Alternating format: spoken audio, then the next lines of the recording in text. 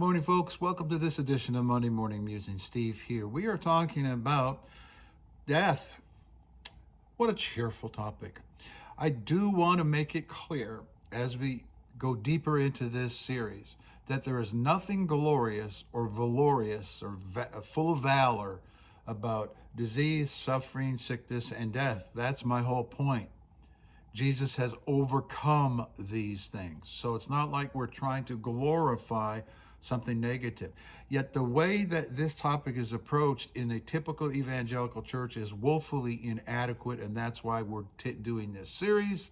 And I'm going to talk about some more things in this episode about our culture. 3 areas that irrefutably show that we are in death denial as a culture.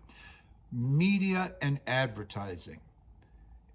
It is non-stop about trying to delay, put off, diminish the reality of death. It is the valorization of youth.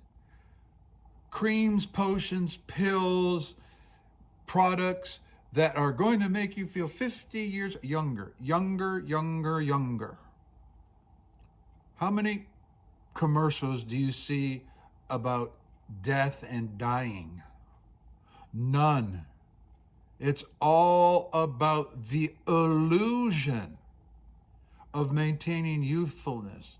How about plastic surgery that goes wretchedly bad and makes people look clownish, who spend tens and hundreds of thousands of dollars on plastic surgery to make themselves what? Look perennially youthful. An inability to come to grips with aging and death. Media.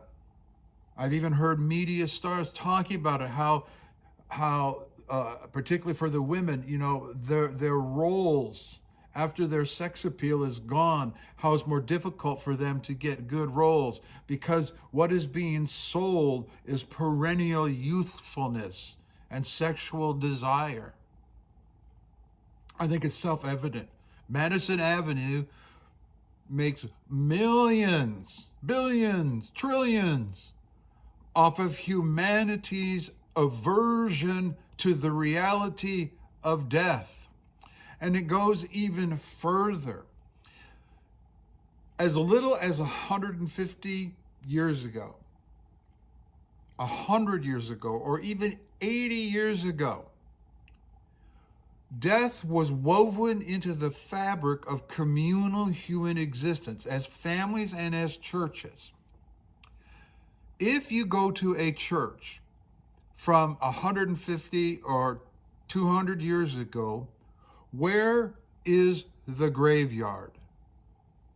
Right next door to the church. In our cultures today, how many churches have a graveyard next to them? That's right. We have cemeteries far removed. And I propose to you that that is deleterious to the welfare and the benefit of the communal life of the community.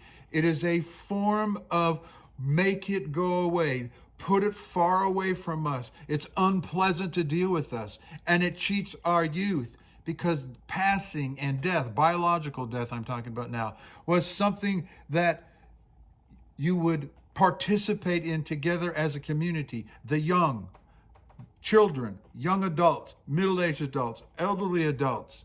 It's not about a grim, the only thing worth living is for in the hereafter. No, but that we are going to equip ourselves as a community to deal with this reality. And there's a connectivity, those who have gone before. But no. It's not positive.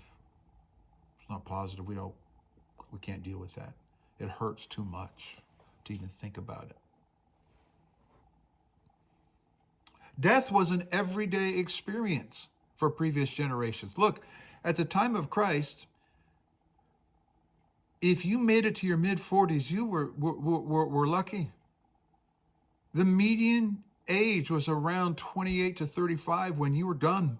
It's mostly because those statistics are skewed by the high rates of infant mortality. The risk to mothers and motherhood was high maternal fatalities, high infant mortalities, high percentage of people were dead by the age of 6, not to include the cultural violence. And I did a whole series on the Bar Kokhba revolt and how their culture was saturated with blood and death. So we want a New Testament church in New Testament times. Listen, death and the imminence of death and the reality of death and the gruesomeness of death and the bloodiness of death was something that would saturate their very human existence.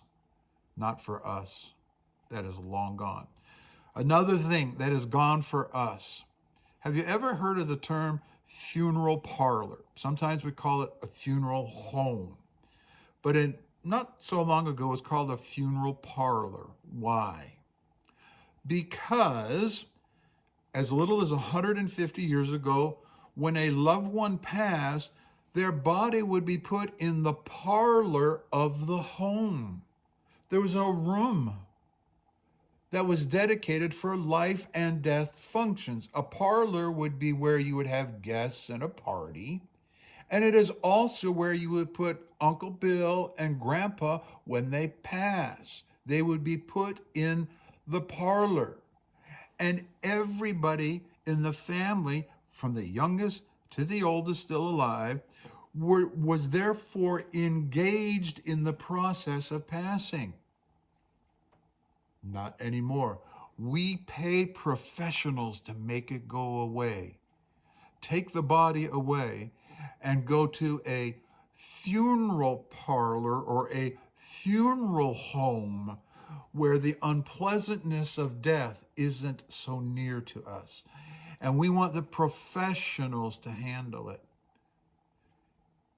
A generation and a half ago, death was something that the whole family and the whole community would be involved in, including the grieving process, and it was integrated into what it meant to be a follower of Jesus. And certain values would be reinforced, and it became a bonding time for a family. Because when death is that present, it makes you very conscious of your mortality, your limitations. You are finite. And you want to make every day count. So, as little as a generation and a half ago, Grandma's passing was something that everybody experienced. Not today. We pay the professionals to make it go away. So, media and advertising, I believe that's undeniably the case. Make the cemeteries remote.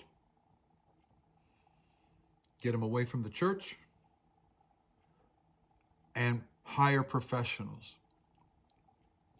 I propose to you that the bulk of modern neuroses, modern humans' woes, psychological, emotional, depression, anxiety, various psychological disorders, have some element of the inability to cope with death. Because death says you are not significant.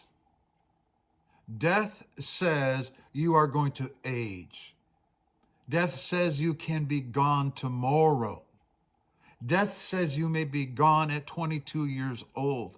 Death is an arche, a ruling and a prevailing power that manifests itself in mortality.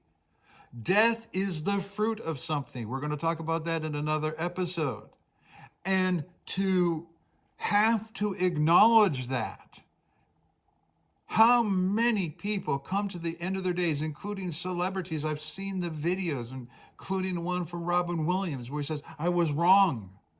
You know, all that significance, all that money, all that fame, all that the author of Ecclesiastes says is vanity, vanity, vanity. Why? Because it is going to end in death. Because death is the last enemy that shall be put under the feet of Jesus. And we don't equip our families, we don't equip our churches, and because it's perceived as a negative, as a non-overcoming message. Look at, I am for the life of Jesus being manifest in our mortal bodies. But that doesn't mean we're all going to be raptured like, Enoch, and it doesn't all mean we're all going to be raptured. And I don't want to digress into that rapture stuff. So I just wanted to give you 3 cultural evidences that as a species, as a culture, and as a church culture, we don't want to talk about this subject. And we will do anything to put it out of our consciousness, which is testifying proof against us that we are in the bondage to the slavery of the fear of death. I'll talk to you the next time.